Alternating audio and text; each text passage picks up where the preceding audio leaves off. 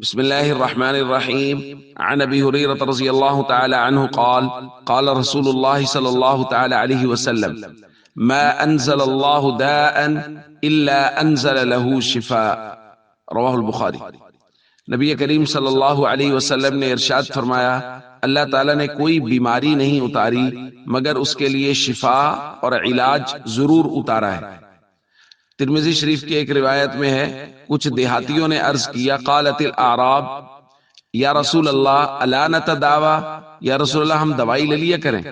قال نعم یا عباد اللہ تداووا، حضور نے فرمایا ہاں اللہ کے بندو دوا لے لیا کرو، فإن اللہ لم یضع داء الا وضع له شفاء، کیونکہ اللہ نے کوئی بیماری نہیں اتاری مگر اس کے لیے شفا اتاری ہے، الا داء واحدہ، سوائے ایک بیماری کے۔ صحابہ نے عرض کیا، یا رسول اللہ وہ بیماری کیا ہے؟ آپ نے فرمایا الحرم، بڑھاپا۔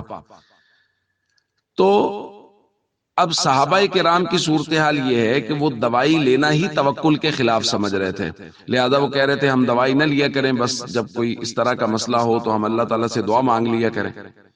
اور ہمارا مسئلہ یہ ہے کہ ہم نے سب کچھ سمجھ ہی دوا کو لیا ہے، یعنی ہمارے یہاں کسی بیمار کے لیے باقاعدہ دعا مانگنا، پہلے اللہ سے رجوع کرنا، گھر میں کوئی بیمار پڑ گیا ہے تو اللہ کی طرف توجہ کر کے نوافل پڑھ کے اس کے لیے دعا مانگنا کہ شفا تو اللہ نے دینی ہے، یہ بات تو اب بالکل ختم ہو گئی۔ کوئی بیمار ہوا سیدھا گولی لے لو، دوائی لے لو، ڈاکٹر کے پاس چلے جاؤ، اللہ کی طرف توجہ نہیں ہے۔ بھائی اگر بیماری اللہ نے اتاری ہے تو حدیث کے الفاظ ہیں اللہ نے ہی اس کے لیے شفا اتاری، تو اس لیے ہم سب کو چاہیے ہم اللہ پر توکل اور بھروسہ کریں ہمیشہ۔ دوائی لینا سنت ہے، ضرور لیں، لیکن پہلے اللہ کی طرف رجوع کریں کہ اللہ پاک یہ دوائی ہم سنت سمجھ کے لے رہے ہیں، اس کے اندر شفا آپ ہی نے ڈالنی۔